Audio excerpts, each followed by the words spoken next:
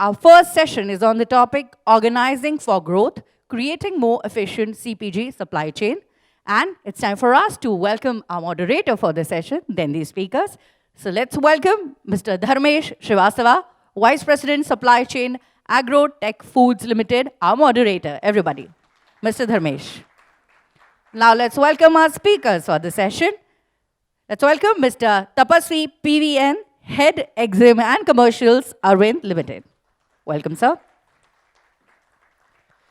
Mr. Unnikrishnan Vijayan, General Manager, Procurement, ITC Limited, Foods Division. Mr. Vaibhav Agarwal, HOD, SCM, Britannia. Mr. Chiranjiv Mohanty, Head Manufacturing, Licious. Mr. Sushant Singh, AVP, Product Supply, Sorrentina. Mr. Piyush Agrawal, VP and Head, Supply Chain, Pepperfry. And last but not the least, Mr. Girish Krishnakumar, Head, Sourcing and Supply Chain, Barbeque Nation. So yes, our moderator is here, our speakers are here, and you are here. So I think we are good to go. So let's start the session. Over to you, Dharmesh sir. Let's start. Thank you, Vyoma. Am I audible? Yes. Okay, good. So, consumer packaged good industry in India has been consistently growing, and many of the studies have actually projected a high double-digit growth in next 5 years. And the supply chains are the backbone of the CPG industry, and every CPG company dreams to reach across the country and then to sell its product to each and every household. However, it is not easy to achieve this dream without organizing for such a growth, because in India, it's a young country and we are going to see just growth only. And becoming so for any supply chain, it is important to organize for such a growth and be an efficient supply chain also at the same time. With this context, today we have the supply chain leaders of some of the most prominent consumer goods companies in India. I would be asking them what are their challenges and what are the strategies they are using, and what are they adopting to achieve this business growth and bring the efficiency in supply chain. So to begin with, first question is to Mr. Unnikrishnan. So Unni, what are the challenges you are facing and what actions you are taking to keep up with the rapidly changing business environment in India for such a growth? Yeah, so to start off with, we have gone and Unni, if just you can give one line about yourself and your company, I think that will be helpful for the audience to understand the context as you're talking. Right. So I belong to ITC Limited, and I take care of the inbound supply chain for ITC Foods.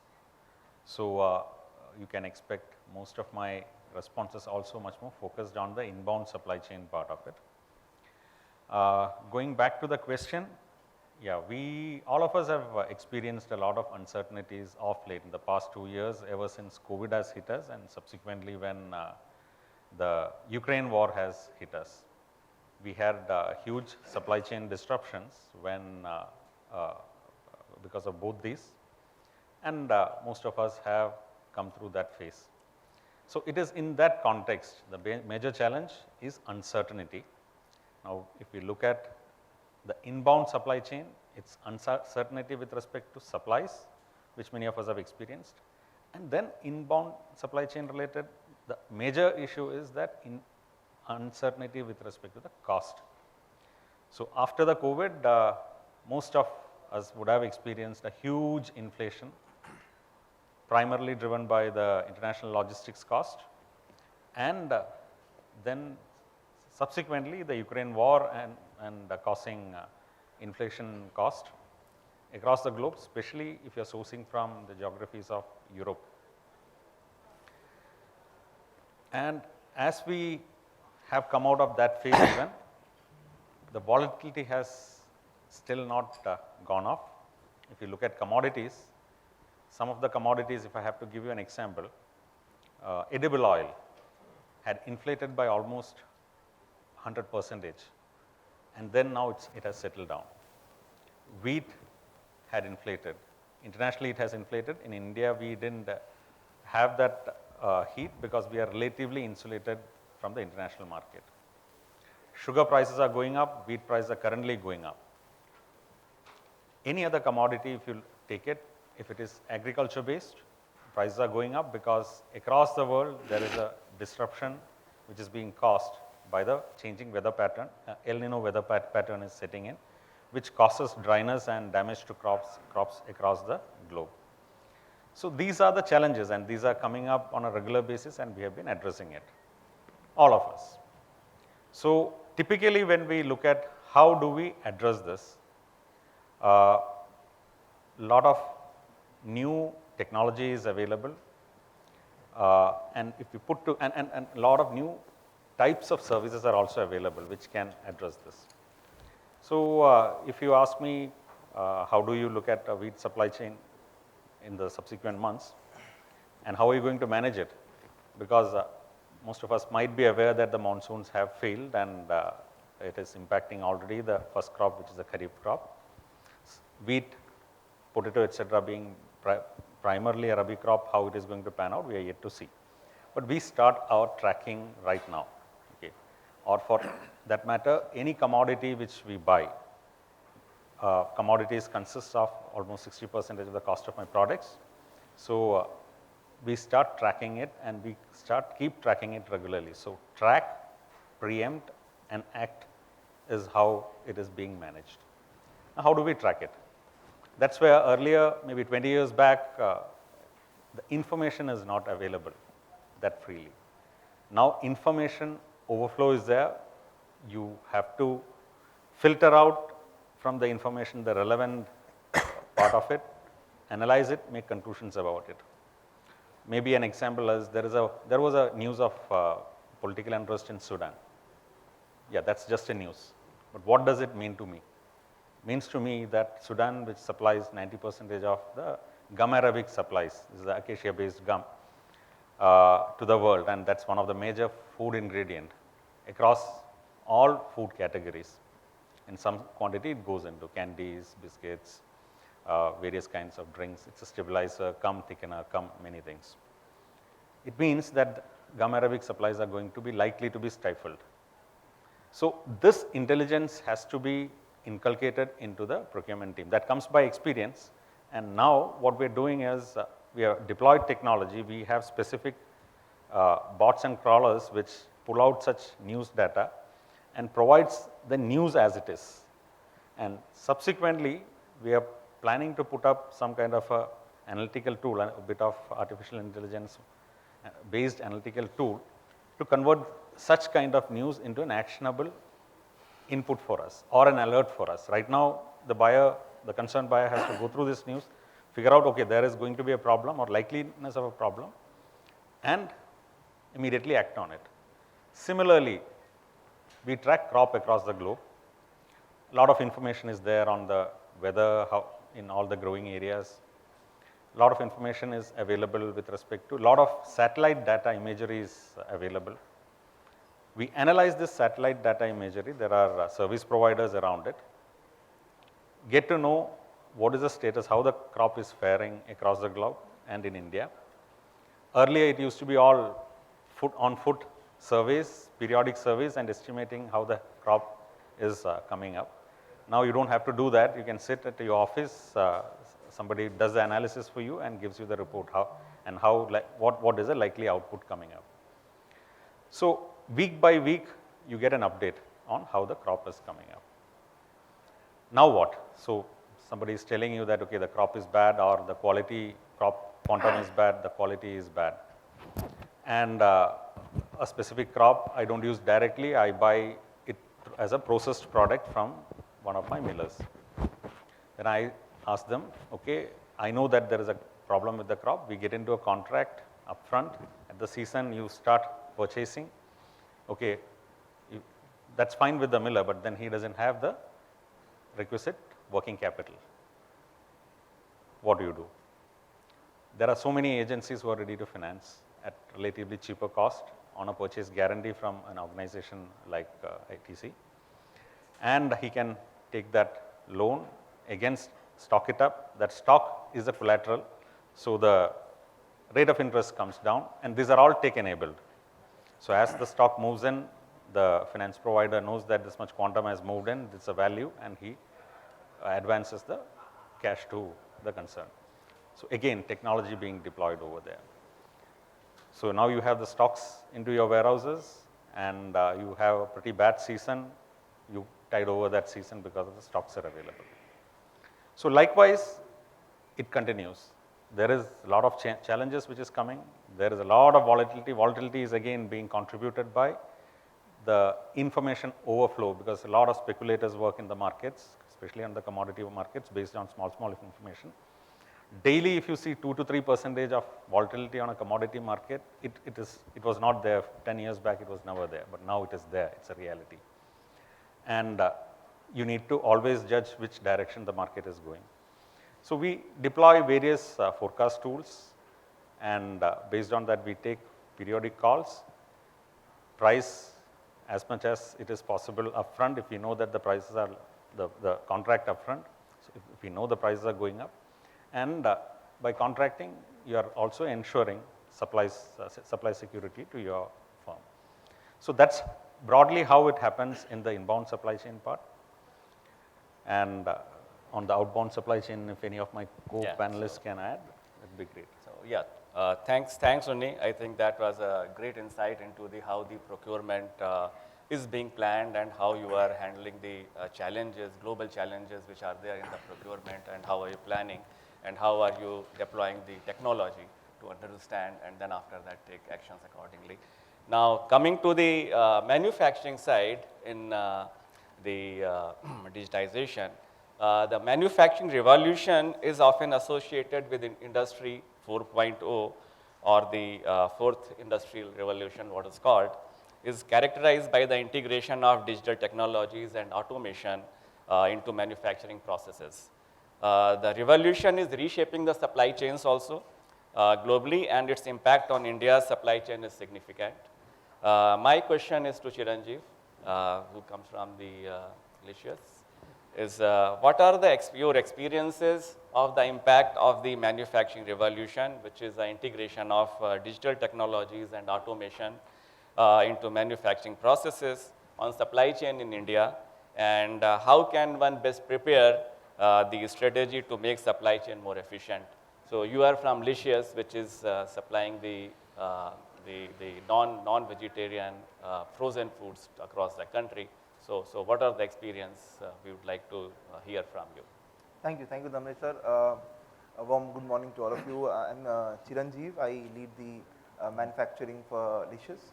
Licious, as you would all know, I think is one of the largest D2C brands, and largest at least D2C brand in the meat and seafood. We love to serve our customers with the highest quality of meat and seafood at the doorstep, and their love has been immense, and we are fortunate, and that inspires us to keep growing. It's a very interesting thing. Just one point I would say, I would rather call as meat lovers, and for the meat lovers, I think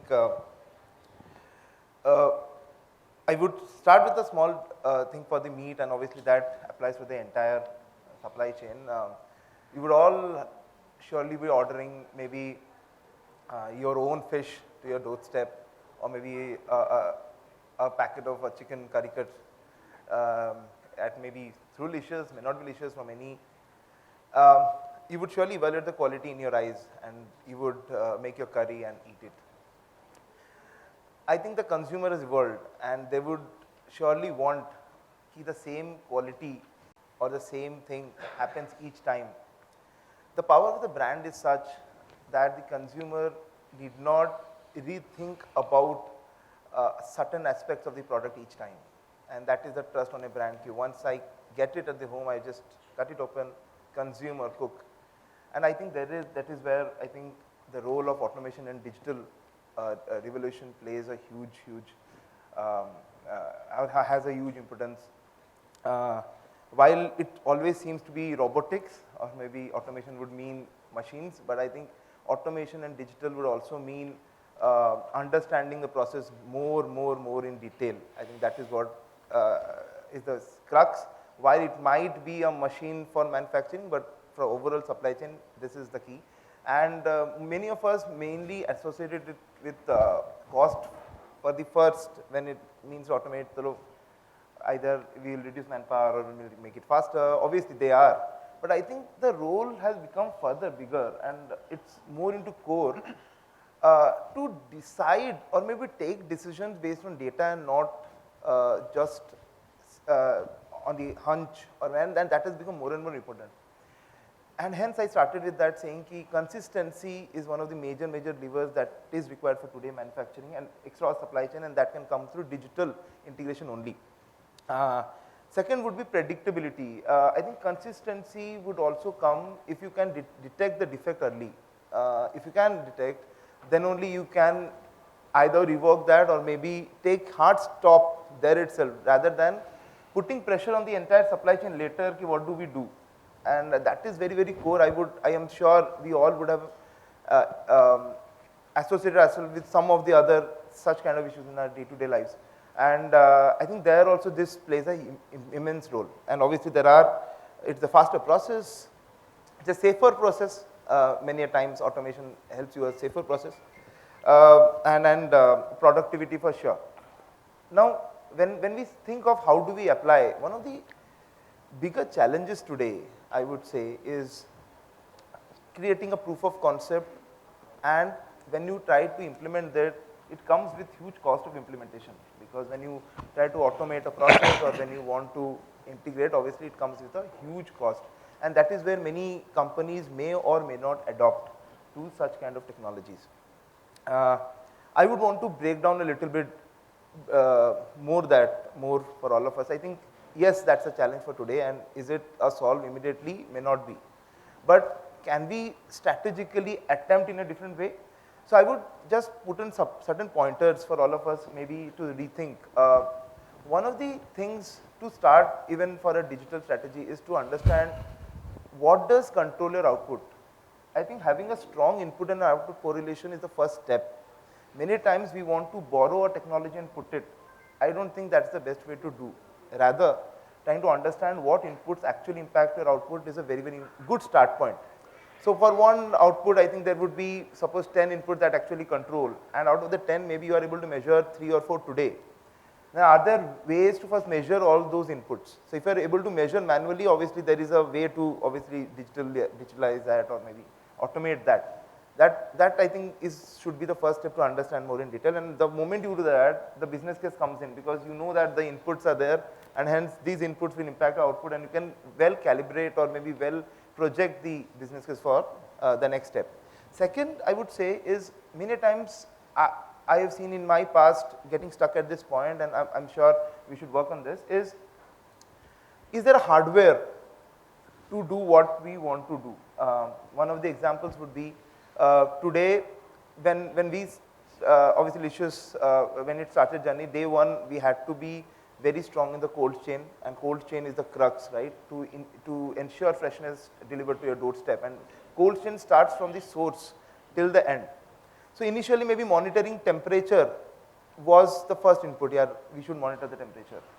Then obviously it went ki not only monitoring is not enough, you have to monitor and immediately correct. So there has to be intelligent control wherein you monitor and control. And from there going to the next level wherein you actually know the temperature of every chicken in that crate. And you actually know the temperature of each packet that was delivered to the consumer. So there is no end to it. Now, when you are half there, you understand what does this bring to us.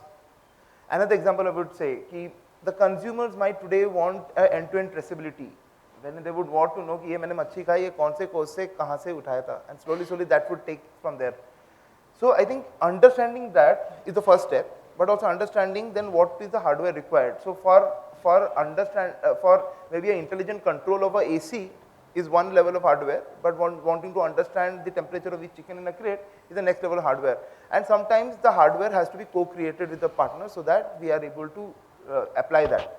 and it may not be a clearly bought solution each time. So I'm just putting in certain pointers, and this is, and obviously third, I think is very, very important for all of us to understand. Whenever we digitize and whenever we go towards automation, a change management or robust change management process is very, very important.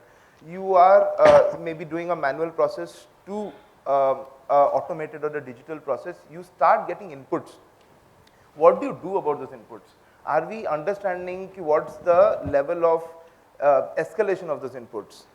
Who is supposed to do what about the inputs? If you're not clear there, then maybe even after you implement, people will not see the benefit of that. And believe me, many of the automations or such kind of projects then goes into drain and telling that yaar humne lagaya. It becomes a pet project of someone. Right. And that is, I think that is very important for us to understand ki the change management, every stakeholder has to be clear ki what will it bring to the lives of that and how do we use it properly. These are some of the things. Okay. Thank you. I think I very elaborate. have a question, if I may ask. Yeah, please. Yeah. So my question is, and at times what we have realized is, we assume that the consumer wants something, and in this case we gave an example that consumer may want to know कि ये मच्छी हमने कहाँ से उठाई and where has it gone, and it has come to us. Similarly, Amazon tracks each and every place it has reached to this place, this place, this place. As a consumer, do you and we all of and I will be part of the entire community which is implementing all these technologies.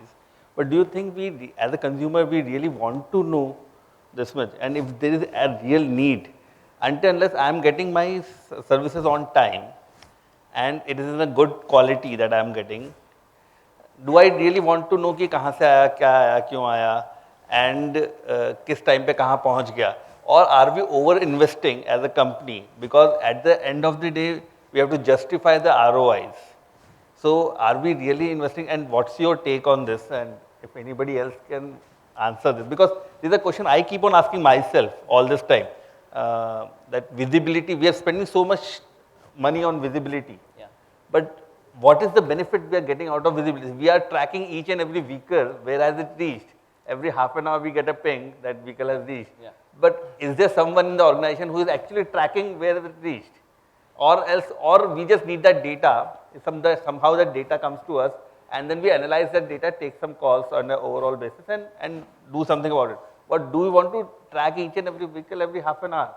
So we'll ask that question. Yeah. So yes. I'd like to take on that, pick on a part of it. See, for example, ice cream is one thing wherein it has to be transported in temperature control model. Okay. Suppose the temperature fails, the ice cream can't retain. Okay. Now the customer knows that the ice cream has come from the factory till here without any disruptions. Okay. But for example, take the case of medicines. There are some medicines which have to be stored in certain temperatures. Right. Now we don't know whether the chemist is storing that medicine in that temperature and then delivering to us, whether that efficiency is there or not. In such cases, yes, definitely the consumer would like to know that, okay, has this medicine from the starting point till the end point, has it been transported in the same temperature conditions where it had to be transported? But yes, maybe food, I am not sure, but food maybe people think that, okay, the place might be important for them, where it has come from. Has it come from a pond, a lake? I mean, I am not a non-vegetarian. Food actually matters a lot. So since in the supply, we are in restaurant chain, right? So if one customer in one outlet faced a bad product, you want to know whether the entire batch has to go back. So essentially, there is an end-to-end traceability which becomes extremely relevant for us as a customer. So it's not the end customer who might not want to know where the batch came from, but a restaurant who's sourcing things from there. So I need to know if there is a particular batch which is having a problem, I need to pull it out from all my outlets, I need to pull it out from all my supply chain, and then I need to coordinate with my vendor so that he pass on the information so that he pulls back from if he has supplied to some other vendor also. So that becomes critical. So that investment makes sense. Yeah. Okay. So so follow up question I'll ask from Sushant. He is from the Sorrentina supply chain, which is basically you are into the Italian cuisine supplies. So developing an on-demand supply chain, because you are actually working on the on-demand supply chain model to meet new expectations, it requires a strategic approach that combines flexibility, responsiveness, and efficiency. So this model focuses on quickly fulfilling the customer's requirements and ordering.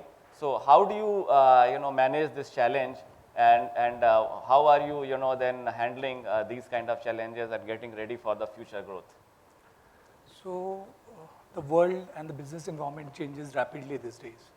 And like there's a need from the customer that they really want, the customers are really switchy in nature as well. Customer have a very particular preference when they travel across the globe these days. They want the same kind of standards in India as of now. Coming to that part, that how does the on-demand service that we got into this model. So we understood that there is a change in behavioral shift in buying pattern of the customer. Now there are so many players out there who really believe that like they deliver the products in 10 minutes. Dark store model is out there in every city these days. So we also know that our product was mostly in the fresh range, very short shelf life products. And like people order breads from us, sauces from us, dips from us. So all these are ready to eat products also, and then at times people also cook at their home. So they want all those kind of freshness. So freshness was one of the key features that we were like trying to solve the problem of customers while we were addressing this problem. Second problem that we identified, that there is a behavioral shift that people have now started from the departmental store, they have gone online now. And everybody has this habit to go online and want their orders immediately. In the last minute, they think that something have not been present in the kitchen.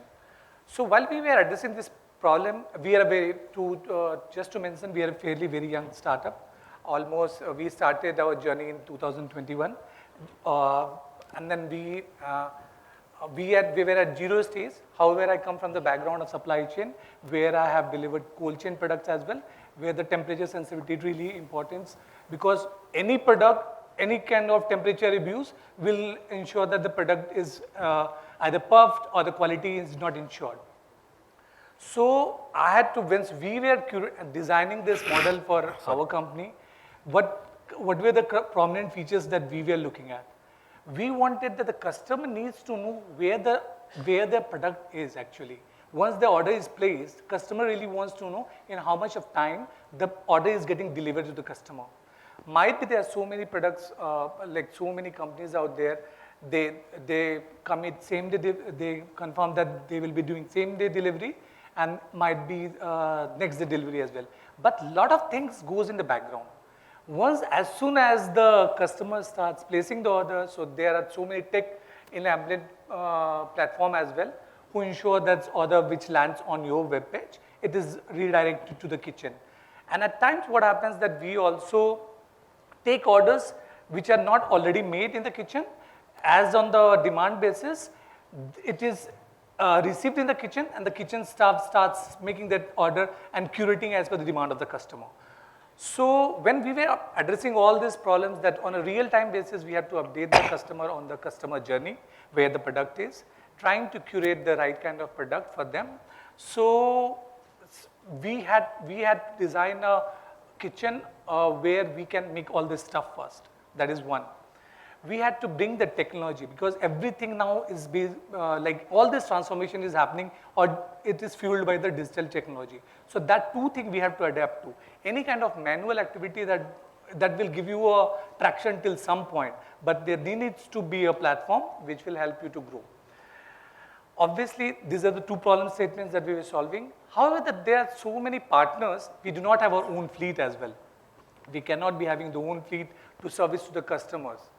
So there are different models, different supply partners who commit that yes, the riders would be allocated on time. However, any commitment, like there's so many models that has failed also, because all the business, they were not either successful or either they were bleeding negative. So that is the reason we have to rely on those partners from where the commitment comes on the allocation of the riders. That is one, because that is what the utmost promise that you have given to the customer. And the success is like to understand the customer's need. So this is one of the problems that we were facing, that we had tied up with like good partners these days, who confirmed that the riders is allocated right on time. And obviously delivery is also done within the set time frame. Why? Because all this temperature sensitive product, carrying the middle mile is also important. However, when it comes to the last mile Last mile, there needs a particular discipline. Temperature cannot, the product cannot be abused in terms of temperature. It has to be handled with care because the way you have packed the order, the same way your customer is supposed to receive it. Any kind of transient damage gives us a tough time because at the end what happens that there is really tough competition out there, and if at all any orders that you have to replace again to the customer, that is cost to the company. So there also you have to take care of those aspects as well. Okay. And adapting whenever you are bringing in technology. So what happens that at the background, all these people who are very new to the technology might be like they didn't have the access to the technology. So you have to train these people to adapt to the technology. And that all this technology also comes at a cost. Not that everything out there you will be implementing into your kitchen. Whatever is your need, you only take back those solutions to the kitchen, train the staff, and it takes a lot of time to take a grip on the technology for the team also. So there also you have to plan in the right way. And when you run offers like these days, like the offer days are coming now, all those so we all are geared up for the offer days. What happens when you are gearing up for those activities, your planning goes for a toss. We all know that. So whatever you have factored in, what kind of growth you have factored in, you never understand that which are the customers that is coming to you. So there also we do a lot of study that what is the cohort that you are selling out your product to.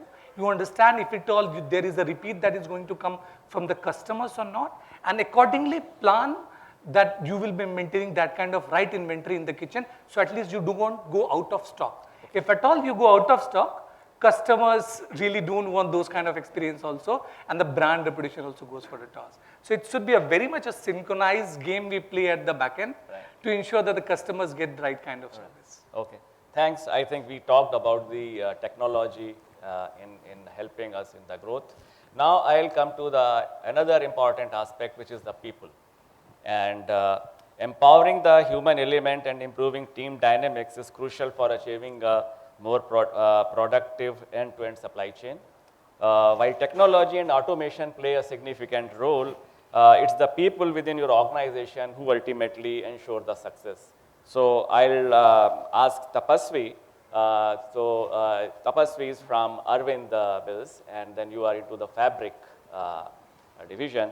So how do you empower the human element to improve team dynamics and to deliver a more productive end-to-end supply chain? So what are the challenges you are facing, and how are you handling it, and how are you getting ready for the future growth? Sure. So first thing is I would like to ask one question to all the audience as well as the panelists. In your organization, how many of you have heard the word supply chain HR? Do you have? Supply chain HR. We have heard of business HRs, but have you heard of supply chain HR? No. Supply HR partner. Supply chain HR partners. Very few, very few, if I have to name. So that is the crux of the issue, that there is no supply chain HR present in many of the organizations, okay? And that is where the supply chain managers have to think that there is no HR at all. You are the HR for supply chain. You are the supply chain head, you are the HR for your team. That is when you own that HR would come and do something, HR would not come and do something. Let's not go to that. Think of what you can do for the team. So in Arvind or in regular my operations in my earlier organizations or within Arvind also, that is what I have done, that I have evaluated people based on their skill sets, okay? That is at their levels, what are they good at? It can be anything, it can be supply chain, it can be English, it can be any course, okay? So these people were evaluated and they were actually told to get trained on those. One of their KRAs was to get trained on English, one of their KRAs was to get trained on supply chain.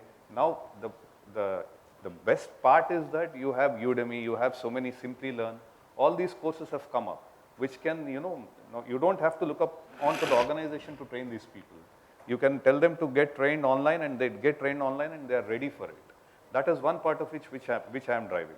And my current role here is most of it is export and import, which is very critical. More than warehousing and transportation, export import is very critical because you need to have the knowledge and know-how, the HSN codes, the documentation, so all these things, advanced licenses. So whatever the teams are there currently, I am empowering them to take the decision whether to stay in a particular role or to move across the roles. say they are handling LC, documentation, or they are handling imports, they are handling exports, they are empowered to say and come back to me and tell that, no, today I have handled this, tomorrow I will go into domestic transportation, tomorrow I will go and handle warehousing.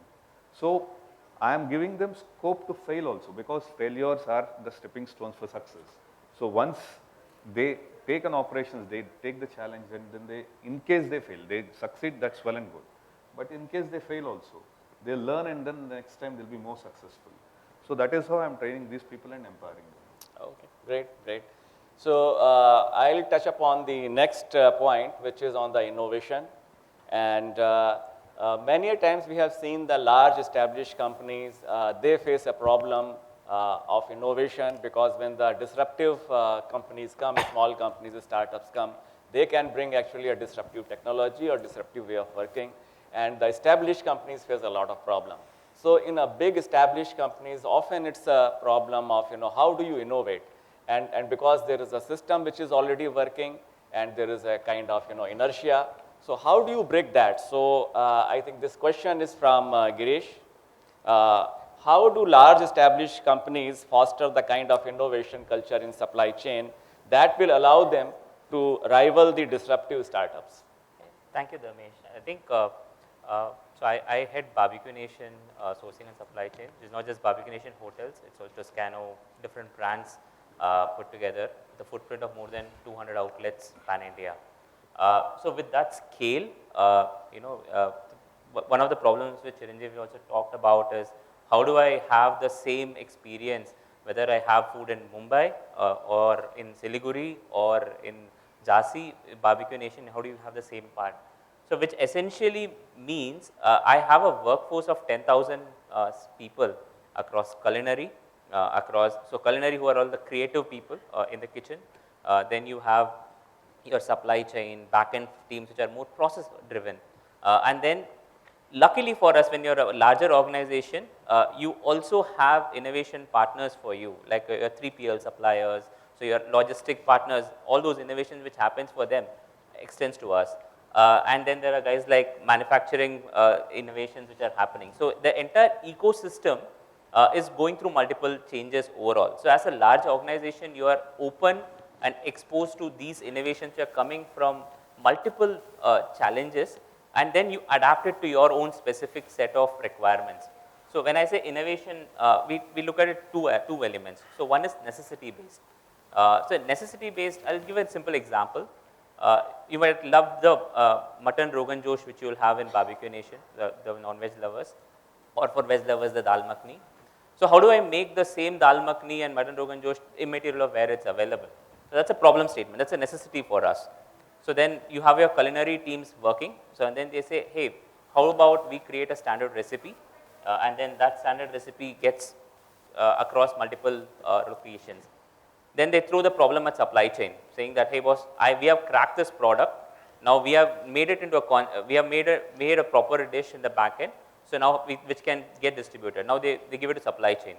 So you say, I can't do 1:1, so because my consumption is huge, we cater to 10 lakh customers a month, so I can't do such a huge volume. So then we say, can we go approach a food technologist and say, boss, can you reduce this concentrate from 1:1 to 1:4? So essentially for every kg of my recipe which comes into my outlet, I can make it into 4 times the volume. So then that becomes a supply chain solve. And then they pass on to the food technologists, then they solve for it. So this is a necessity based problem. So today we have a huge, our own custom recipes which are getting contract manufactured, and manufacturing technology also benefits us because they work on packaging, they work on reducing my supply chain cost overall. The second is more than necessity based. It's a very day-to-day innovations which we're talking about. So I normally tell my team not to work on problems based innovation. So problem solving is one skill obviously, but it is to continuously asking this question: is there a smarter, faster, better way of doing what we are doing today?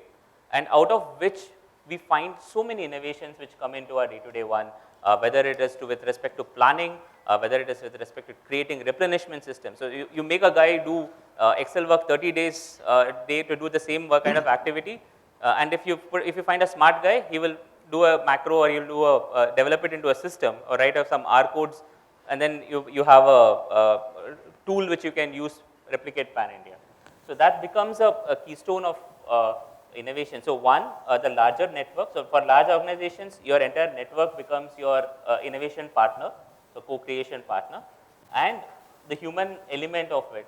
So when like what we were talking about empowering people, the moment you empower people to make their jobs simpler, it leads to a lot more innovation. Thank you. Thank you. Can I add something? Yeah. So, in my opinion, I have worked with a couple of startups, and I have worked with huge organizations, Britannia being one of them, 15,000 crore company. The major difference that I have seen in the startup setup and a big organization like Britannia is the decision-making ability of a smaller team. Yes. So usually when we have a huge setup, everyone needs to be aligned. There are a lot of egos, there are a lot of power plays that happen in the larger organizations, which makes the entire decision making very, very slow. And that is where these large organization setup struggle, right? While in the startup, the decision is made very quickly. 2-3 people get together, it's decided, go ahead, implement it. That's the speed key. of That's the decision, key. I And think I guess if any large organization has really cracked how to solve it, is probably Amazon. Right. Right. The decision making, the power capability has been given to smaller teams. They make decisions, they own decisions. Whoever is making decisions own decisions. And I guess that is a way to resolve. Okay. Right. So now moving towards the another point, which is designing a customer-centric supply chain network is essential for responding quickly to the market changes and increasing customer satisfaction. A customer-centric approach involves understanding customer needs, preferences, and expectations, and aligning your supply chain strategy to meet those demands. Now, coming to Piyush, you are handling the Pepperfry supply chain, and each and every customer is different, and then everybody wants a different customization. So how do you handle that kind of requirements, and how do you supply your goods, and then how are you beating the customer's expectations when there is so much of variety of needs of each and every customer is there? Okay, so good morning everyone. I am Piyush, I work for Pepperfry, handle the supply chain there. So before taking that question, I would like to add something to what Vaibhav raised earlier regarding the use of technology. Are we overusing it? Are we spending too much money on technology? Is it needed or not? So, so I think technology, whatever we are using, so I totally agree with that point, first of all, but I think that technology, whatever we are using, we are solving for ourselves. We are not solving it for the customer. And we have to pick and choose the technology, right? Every company, every industry will have different problems. Some technology might be suitable for a certain industry. The same technology might not be useful at all for the different industry. So it's not that the technology is available and we have to use it, right? We have to pick and choose. I will give an example from Pepperfry, okay? So we have our own supply chain in many aspects, like we manage our own warehouses, we have our own fleet, last mile fleet. And in the last mile fleet, we have GPS installed, right? Now, GPS we are using for ourselves. We can easily pass on the information of GPS to customers, right? Because they can track that where their order is, the last mile delivery, like something like Zomato or Swiggy does, right? We can pass that information to the customer that the vehicle is moving, the order is reaching and things like that, but we don't do that because that GPS is not a solve for the customer. Customer doesn't need that level of information, in my opinion. That information is needed for us, that is the driver taking the route which was defined for him, right? Because we have to save the fuel, we have to work on the mileages, all those things.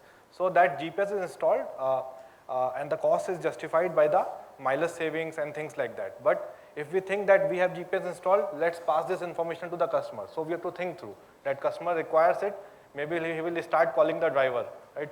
That you are nearby my home and why are you not delivering, right? So we have to pick and choose the technology. The ROI should be justified. Not every technology is for all the companies. Now coming back to the question on customer centricity. So again, I think when it comes to the customers and when it comes to the companies and industries, first we have to understand that what does the customer really wants. Okay, every customer, every product, every company, customer will be demanding different things.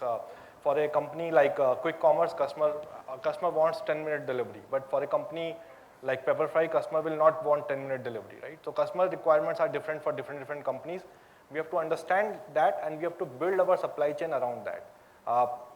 So the network design point, which was part of the question, is very much dependent on understanding the needs of the customer first. So taking an example maybe from Pepperfry and from Britannia in that sense, so FMCG companies typically they store the inventory at multiple locations, right? Typical FMCG will store the inventory at 25-30 locations, whereas a company like Pepperfry, we operate on a hybrid model. 50% of the catalog is make to order and 50% is make to stock. So that means that we don't store only 50% of the catalog. We will manufacture when the order comes. And for the balance 50% also, we are only storing at 3 locations because storage is a big cost for us.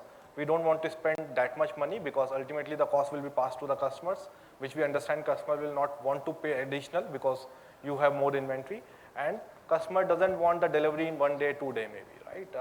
The delivery requirement is very different when it comes to FMCG and when it comes to a consumer durable industry. Okay, so that's one point. So customer requirement need to be understand. We need to design our supply chain like that. Another problem I would like to live example I would like to present is that so we don't use PTLs. We use only FTLs. Now ours is not a company like 15,000 crores. Ours is a smaller company, and for making a full truckload, it takes time, right? So we have a problem like, suppose my stock is in Mumbai and it need to reach Chennai. So it will take 4 days for the truck to be formed only. The transit time is different, but 4 days it will take for the truck to be formed.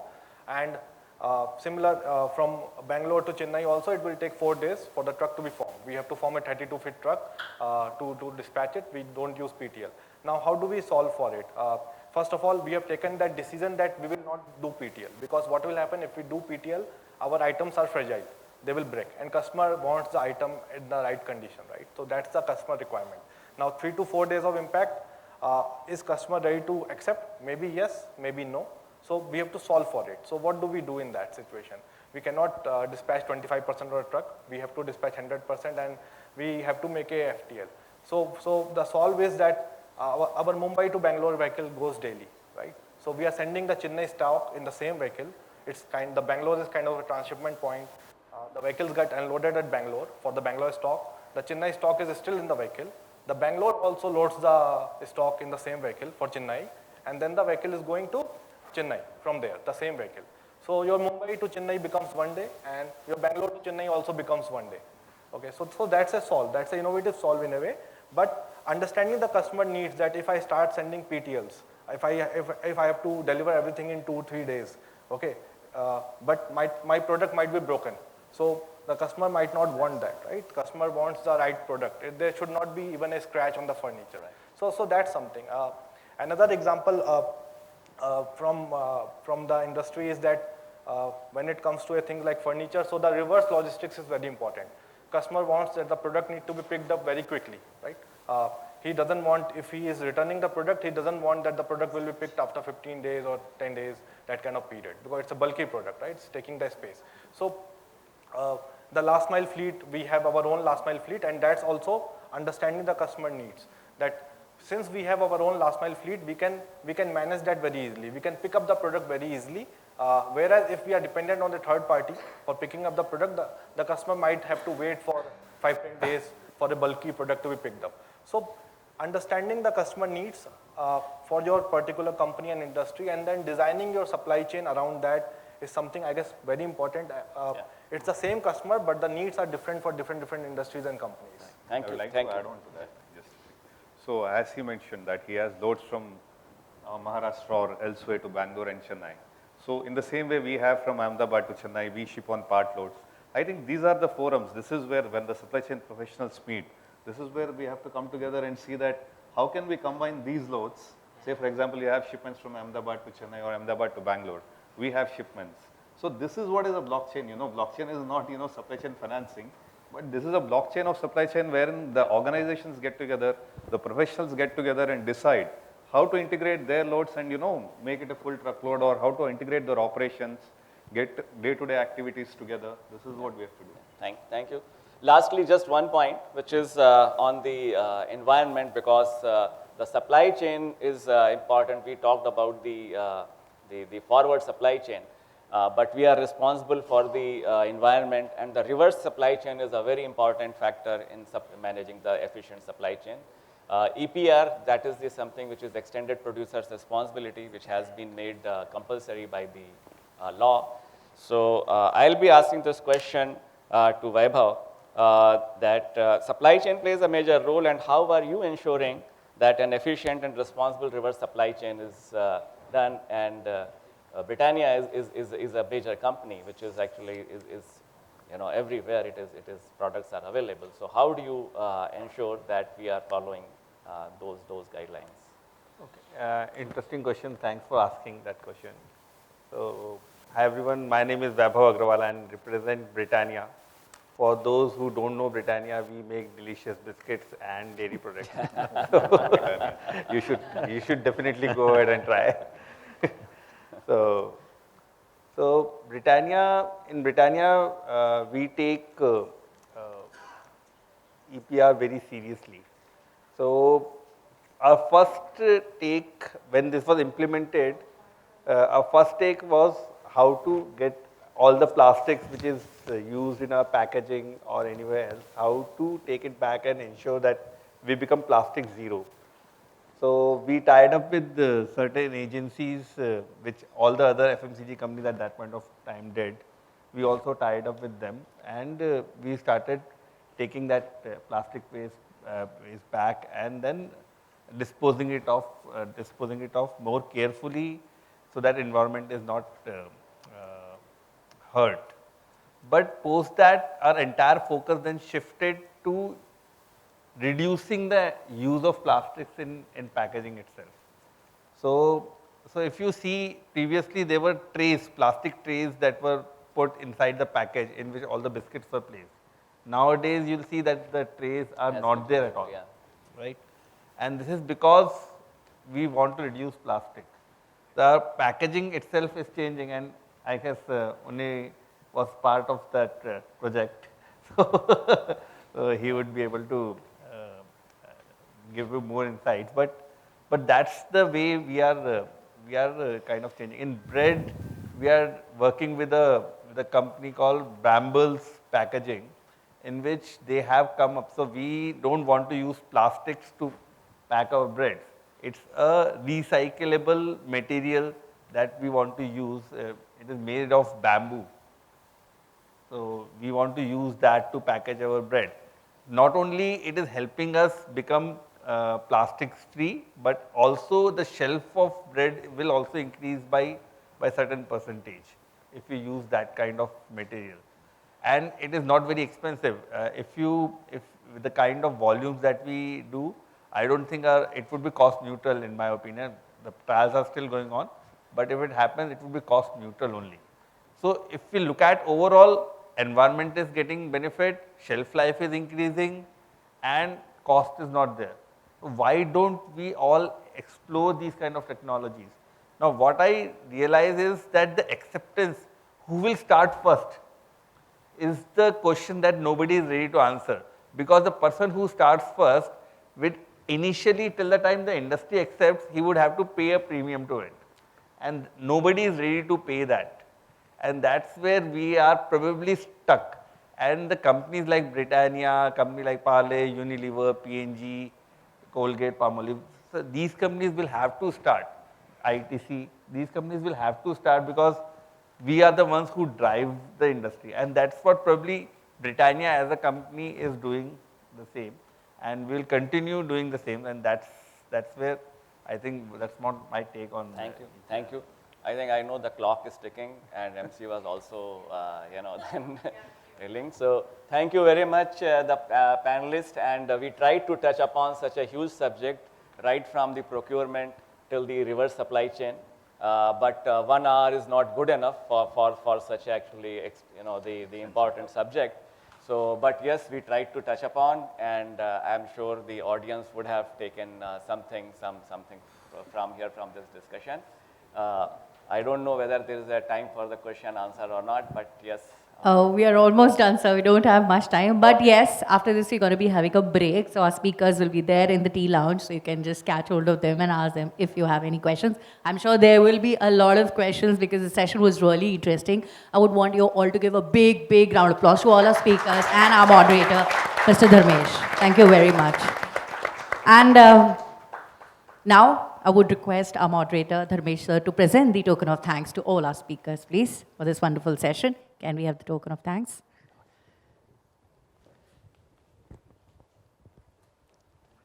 One by one, I'd like to request our speakers to come forward and receive it. So, okay. Oh. From Sushant, yes. Anyways. Let's give a round of applause. Thank you, sir. Yeah, Punni. Thank you, sir. Thank you, sir. Thank you.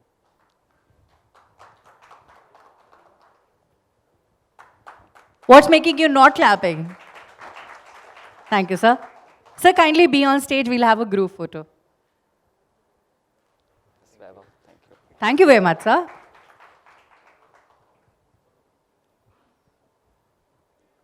Hi, Chiranjiv. Thank you, sir. Thank you.